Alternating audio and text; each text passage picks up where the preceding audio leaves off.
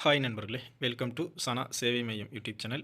நம்ம சேனலில் தற்போது என்ன செய்தி பார்க்க போகிறோம் அப்படின்னா, எஸ்ஐஆர் 2025 குறித்தான நிறைய நபர்களுக்கு பல்வேறு சந்தேகங்கள் இருக்குது. நம்ம சேனலில் பல வீடியோக்கள் போட்டிருக்கோம். அதில் கூட கமெண்டில் நிறைய கேள்விகளை நண்பர்கள் கேட்குறாங்க. அந்த அடிப்படையில் ஒரு சில கேள்விகளுக்கு நம்ம இதில் பதில் சொல்லியிருக்கோம். வாய்ப்பு இருக்கக்கூடியவங்க முழுமையாக வீடியோவை பார்த்து தெரிஞ்சுக்கங்க. அதுக்கு முன்னாடி நம்ம சேனலை சப்ஸ்கிரைப் பண்ணாதவங்க சப்ஸ்கிரைப் பண்ணிங்க. கணக்கீட்டு படிவம் பூர்த்தி செய்து கொடுக்காதவர்களின் நிலை என்ன? புதிய வாக்காளர் வரைவு பட்டியலில் உங்கள் பெயர் இடம்பெறாது. நீங்கள் வாக்களிக்கவும் முடியாது. இந்திய குடிமகன் என்ற தகுதியும் உங்களுக்கு கிடைக்க வாய்ப்பு இருக்காது. அதனால் கணக்கீட்டு படிவம் பூர்த்தி செய்து கொடுக்காதவர்கள் தயவு செஞ்சு பூர்த்தி செய்து உடனடியாக உங்களுடைய பிஎல்ஓ கிட்ட கொடுத்துருங்க. இணையதளத்தில் கணக்கீட்டு படிவம் பூர்த்தி செய்யலாமா? தாராளமாக நீங்கள் பூர்த்தி செய்யலாம். இணையதளத்திலேயே நீங்கள் அப்ளை பண்ணலாம். அது எப்படிங்கிறத நம்ம சேனலில் நம்ம போட்டிருக்கோம். அதை பார்த்து கூட நீங்கள் ஆன்லைன் மூலமாக இந்த எனுமரேஷன் ஃபார்ம் ஃபில் பண்ணி அப்ளை பண்ணிக்கலாம். வெளிநாட்டில் உள்ளவர்கள் எப்படி படிவத்தை பூர்த்தி செய்வது? உங்கள் வீட்டில் உங்கள் மனைவி அல்லது தாய் தந்தை அல்லது சகோதரர்கள் கண்டிப்பாக இருப்பாங்க. உங்களுக்கு பதிலாக அவங்க ஃபார்ம் ஃபில் பண்ணி கொடுத்தா போதுமானது. உங்கள் மனைவி உங்கள் ஃபார்ம் ஃபில் பண்ணி கொடுக்குறாங்க அப்படின்னா, உங்கள் மனைவி அந்த ஃபார்மில் கையெழுத்து போட்டு ப்ராக்கெட்டில் மனைவி அப்படின்னு போட்டு அந்த ஃபார்மை கொடுக்கலாம். வாக்காளர் அடையாள அட்டையில் உள்ள தவறுகளை தற்போது திருத்த முடியுமா? நவம்பர் 4 முதல் டிசம்பர் 4 வரை நடக்கக்கூடிய இந்த எஸ்சிஆர் முகாம்னால் தற்போது இந்த ஒரு மாதத்திற்கு உங்கள் வாக்காளர் அடையாள அட்டையில் திருத்த முடியாது. இந்த கணக்கீட்டு வேலைகள்லாம் முடிந்ததுக்கு பிறகு வரைவு வாக்காளர் பட்டியல் வெளியாகிடும். அதன் பிறகு உங்கள் ஓட்டர் ஐடியில் ஏதேனும் திருத்தம் இருந்தால் நீங்கள் தாராளமாக செஞ்சுக்கலாம். 3வது கட்டத்தில் உறவினர் விபரம் என்ற இடத்துல யாரை குறிப்பிடுவது அப்படிங்கிற சந்தேகங்கள் நிறைய நபர்களுக்கு இருக்குது. மேலே 1வது கட்டத்தில் நம்முடைய பெயர் எழுதிக்கிறோம். கீழே ஃபஸ்ட்டு 2வது கட்டத்தில் லெஃப்ட் சைடில் இருக்கிறதுல நம்மளுக்கு 2002 பெயர் இருந்தால் அந்த டீட்டெயில் எழுதிக்கிறோம். 3வது கட்டத்தில் ரைட்டில் 2002 2005 அந்த பட்டியலில் நமது பெயர் இல்லை அப்படின்னா நம்முடைய அப்பா அம்மா தாத்தா பாட்டி இவங்களுடைய விவரங்கள் எழுதுகிறோம். அந்த இடத்துல பிரச்சாரத்துக்கு உங்கள் அம்மா பேர் இருக்குது அப்படின்னா உங்கள் அம்மா பேர் ஃபஸ்ட்டு எழுதிக்கணும். அதுக்கு கீழே அவங்களுக்கு அந்த பழைய ஓட்டர் ஐடி நம்பர் இருந்துச்சுன்னா எழுதிக்கணும். இல்லைனா அது எழுத தேவை கிடையாது. அதுக்கு கீழே உங்கள் எப்படி இருக்கோ அதே மாதிரி எழுதிக்கணும். உதாரணத்துக்கு உங்கள் அம்மா பேர் எழுதுகிறோம் அப்படின்னா அவங்க கணவர் அவங்க பேர் தான் சேர்த்துருப்பாங்க. அதனால் உங்கள் அப்பா பேர் கீழே எழுதுறீங்க. அதுக்கு கீழே கணவர் அப்படின்னு எழுதணும். அம்மா பேர், அதுக்கு கீழே உறவினர் பேரில் அவங்க கணவர் பேர், அதுக்கு கீழே கணவர் அப்படிங்கிறது எழுதணும். இல்லை உங்களுடைய அப்பா பேர் நீங்கள் எழுதுறீங்க அப்படின்னா உங்கள் அப்பா பேர் அதில் ஃபஸ்ட்டு எழுதணும். கீழே உங்கள் அப்பாவுடைய அப்பா பேர் அதுக்கு கீழே உறவினர் பேரில் எழுதணும். அதுக்கு கீழே உறவின் முறையில் தந்தை அப்படிங்கிறத எழுதணும். இந்த அடிப்படையில் எழுதினா போதுமானது. சிலர் அந்த இடத்துல தாத்தா அப்படின்னு கூட எழுதும். உங்களுக்கு உங்கள் அப்பாவுடைய அப்பா தாத்தாங்கிற முறையில் தாத்தா அல்லது பேரன் அந்த மாதிரி எழுதுகிறாங்க. அந்த மாதிரி எழுதுறதுலையும் ஒன்றும் தவறு கிடையாது. கணக்கீட்டு படிவம் கிழிந்து விட்டால் யாரிடம் பெறுவது? அல்லது கணக்கீட்டு படிவம் 2 கணக்கீட்டு படிவமும் தவறுதலாக எழுதிவிட்டால் எப்படி அடுத்த கணக்கீட்டு படிவத்தை பெறுவது என்ற குழப்பம் நிறைய நபர்கள்ட்ட இருக்குது. உங்களுடைய இஆர்ஓ வாக்காளர் பதிவு அதிகாரியிடம் நீங்கள் கேட்டு வாங்கி பெறலாம். இவர் தாலுகா ஆஃபீஸில் இருப்பாங்க. அவங்கள்ட்ட முறையாக நீங்கள் விண்ணப்பித்து கணக்கீட்டு படிவத்தை வாங்கி நீங்கள் ஃபில் பண்ணி கொடுக்கலாம். முடிஞ்ச அளவுக்கு தவறு இல்லாமல் எழுதுறதுக்கு பார்த்துக்குங்க. பிறந்த தேதி மாறி மாறி இருந்தால் எந்த பிறந்த தேதியை குறிப்பிடுவது? சிலருக்கு ஓட்டர் ஐடியில் ஒரு பிறந்த தேதி இருக்கும், ஆதார் அட்டையில் ஒரு பிறந்த தேதி இருக்கும், படித்த சான்றிதழில் ஒரு பிறந்த தேதி இருக்குன்னா தற்போதைய இந்த எமுரேஷன் ஃபார்மில் எந்த பிறந்த தேதியை குறிப்பிடணும் அப்படின்னா உங்களுக்கு எந்த பிறந்த தேதி சரியானதாக இருக்கோ அந்த பிறந்த தேதியை குறிப்பிடலாம். அல்லது ஓட்டர் ஐடியில் என்ன பிறந்த தேதி இருக்கோ அதை நீங்கள் குறிப்பிட்டால் போதுமானது. கணக்கீட்டு படிவத்தை ஆங்கிலத்தில் நிரப்பலாமா? தாராளமாக நிரப்பலாம். இருந்தாலும் தமிழில் நிரப்புவது சிறந்தது. 2002 2005 வாக்காளர் பட்டியலில் அப்பா அம்மா தாத்தா பாட்டி பெயர் இல்லை என்றால் என்ன செய்வது? நிறைய நபர்கள் இந்த பெயர் கண்டுபிடிக்க முடியாமல் தான் தடுமாறுறதையும் பார்க்குறோம். 2002 2005 பட்டியலில் உங்களுடைய அப்பா அம்மா தாத்தா பாட்டி பெயர் இல்லை என்றால் மேலே உள்ள தங்களது விவரத்தை மட்டும் பூர்த்தி செய்து கொடுக்கணும்.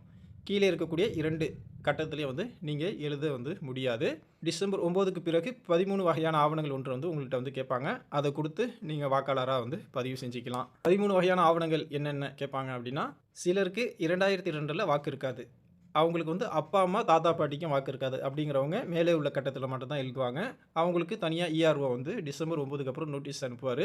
அதில் கீழ்கண்ட இந்த 13 வகையான டாக்குமெண்ட்டை நீங்கள் எதுன்னு ஒன்று கொடுத்து அவங்கள்ட்ட நீங்கள் வாக்காளராக பதிவு செஞ்சுக்கலாம். பிறந்த சான்றிதழ், பாஸ்போர்ட், கல்வி சான்றிதழ், அரசு பொதுத்துறை ஊழியர்கள் அல்லது ஓய்வூதியதாரர்களுக்கு வழங்கப்படும் அடையாள அட்டை, நிரந்தர வசிப்பிட சான்றிதழ், வன உரிமை சான்றிதழ், ஜாதி சான்றிதழ், குடும்ப பதிவேடு, அரசால் வழங்கப்பட்ட நிலம் அல்லது வீட்டு ஒதுக்கீட்டு சான்றிதழ், தேசிய குடிமக்கள் பதிவேடு, அரசு வங்கி தபால் அலுவலகம் எல்ஐசி போன்ற பொது அதிகாரியால் வழங்கப்பட்ட ஆவணங்கள். இதில் ஏதாவது ஒரு ஆவணங்கள் உங்கள்கிட்ட கண்டிப்பாக இருக்கும். அதனால் 2002 2005 உங்களுடைய தாய், தந்தை, தாத்தா, பாட்டி பெயர் இல்லை என்றாலும் நீங்கள் கவலைப்படாமல் மேலே உள்ள பாக்ஸ் மட்டும் ஃபில் பண்ணி கொடுங்க. இந்த ஆவணங்களை கொடுத்து நீங்கள் வந்து வாக்காளராகவும் இந்திய குடிமகனாகவும் பதிவு செஞ்சுக்கலாம். 2002, 2005 பட்டியலில் பெயர் தவறாக இருந்தால் எப்படி எழுதுவது? உதாரணத்துக்கு இப்போ பழைய 2002 வாக்காளர் பட்டியல் எடுத்திங்கன்னா உங்கள் பெயரோ அல்லது உங்கள் அப்பா, அம்மா, தாத்தா, பாட்டி பெயரோ வந்து கண்டிப்பாக வந்து பெரும்பாலும் தவறாக தான் இருக்குது.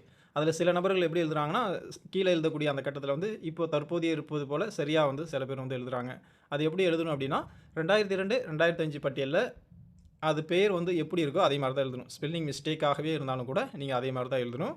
அந்த கட்டத்தில் கீழே இருக்கக்கூடிய அந்த 2, 3 அந்த கட்டங்களில் வந்து மிக முக்கியமானது என்ன அப்படின்னா, கீழே இருக்கக்கூடிய சட்டமன்ற தொகுதி எண், பாகம் எண், வரிசை எண் இது வந்து நீங்கள் சரியாக எழுதினா போதுமானது. அதனால் இந்த டீட்டெயிலை வந்து நீங்கள் அந்த பட்டியலில் உள்ளவாறே பார்த்து சரியாக எழுதிக்கங்க. ஃபோட்டோ வந்து கண்டிப்பாக ஒட்டணுமா?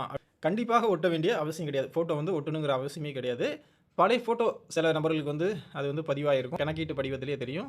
பழைய ஃபோட்டோ இருந்துச்சுன்னா பக்கத்தில் உங்கள் புதிய ஃபோட்டோ ஒட்டுவது நல்லது. இல்லை ரீசெண்டாக எடுத்த புதிய ஃபோட்டோ தான் வந்து அந்த ஃபார்ம்லேயே இருக்குது அப்படின்னா நீங்கள் ஒட்டணுங்கிற அவசியம் கட்டாயம் கிடையாது. விருப்பம் இருக்கிறவங்க ஒட்டிங்க. அதே போல் புகைப்படத்தில் 2 காதும் வந்து தெரியணுமா அப்படிங்கிற ஒரு சர்ச்சையான கேள்வி வந்து சுற்றிட்டுருக்கு.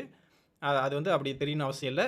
உங்கள்கிட்ட கையில் எந்த ஃபோட்டோ இருக்கோ அந்த ஃபோட்டோ வந்து நீங்கள் ஒட்டிக்கலாம். 18 வயது நிரம்பியவர்கள் வந்து எப்படி வந்து எந்த வாக்காளர் பட்டியலில் வந்து சேருது? படிவம் 6 அப்படின்னு ஒரு படிவம் இருக்குது. பிஎல்ஓட்ட கேட்டு வாங்கி பூர்த்தி செய்து கொடுக்கணும். இவங்க வந்து புதிய வாக்காளர் அப்படிங்கிற அடிப்படையில் இந்த வரைவு வாக்காளர் பட்டியலே வந்து இணைஞ்சு சேர்ந்து வந்துடுவாங்க.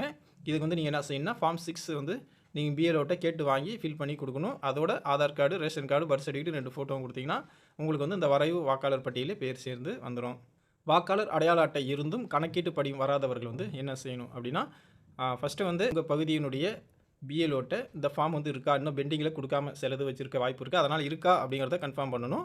அப்படி வந்து இல்லை கன்ஃபார்மாக வந்து அந்த பிஎல்ஓட்ட இல்லை, ஓட்டர் ஐடி இருக்குது ஆனால் கணக்கீட்டு படி வந்து உங்களுக்கு வரல அப்படின்னா நீங்கள் என்ன பண்ணணும்னா படிவம் 6 பிஎல்ஓட்ட கேட்டு வாங்கி புதிய வாக்காளராக வந்து நீங்கள் பதிவு செஞ்சுக்கலாம். நிரந்தரமாக வேறு இடங்களில் குடியேறியவர்கள் வந்து என்ன செய்யணும் அப்படின்னா, நிறைய நபர்கள் வந்து ஒரு இடத்திலிருந்து வேறு ஒரு இடத்திற்கு தொழில் ரீதியாக சென்றிருப்பாங்க. அப்புறம் வந்து அங்கேயே வந்து செட்டில் ஆகிருப்பாங்க.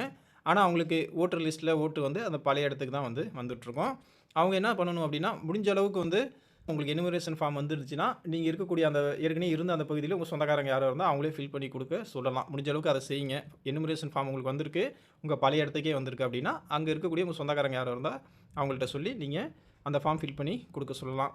அப்படி இல்லைனா நீங்கள் இருக்கக்கூடிய புதிய முகவரியில் அந்த பகுதியில் இருக்கக்கூடிய பிஎல்ஓட்ட நான் வந்து இங்கே நிரந்தரமாக இங்கே வந்துட்டேன், எனக்கு வந்து படிவம் 6 கொடுங்க அப்படின்னா அவங்க கொடுப்பாங்க. நீங்கள் நியூ ஓட்டர்ஸாக வந்து நீங்கள் அங்கே பதிவு செஞ்சுக்கலாம். நீங்கள் தற்போது இருக்கக்கூடிய அந்த முகவரியில் நியூ ஓட்டர்ஸாக வந்து பதிவு செஞ்சுக்கலாம். தற்போதைய கணக்கீட்டு படிவம் உங்களுக்கு வந்துருந்துச்சு அப்படின்னா முடிஞ்ச அளவுக்கு அதை வந்து நீங்கள் நிரப்பி வாக்காளர் பட்டியலில் உங்கள் பெயர் சேர்த்த பிறகு படிவம் 8 மூலம் நீங்கள் வாக்களிக்கும் இடத்தினை நிரந்தரமாக வந்து மாற்றிக்கொள்ளலாம் அப்படிங்கிற ஒரு ஆப்ஷனும் இருக்குது. அதையும் நீங்கள் பயன்படுத்திக்கலாம். ஆதார் எண் வந்து கட்டாயமாக கொடுக்கணுமா அப்படின்னா நிறைய இடங்களில் கொடுக்குறாங்க.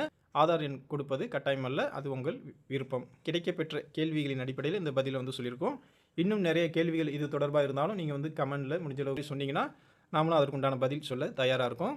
அது மட்டும் இல்லாமல் தேர்தல் ஆணையமே இது குறித்து வந்து பதில் சொல்வதற்கு தயாராக இருக்காங்க. 1950 அப்படிங்கிற ஒரு எண்ணுக்கு வந்து நீங்கள் தொடர்பு கொண்டும் உங்களுடைய சந்தேகங்களை வந்து கேட்டு தெரிஞ்சுக்கலாம். நன்றி.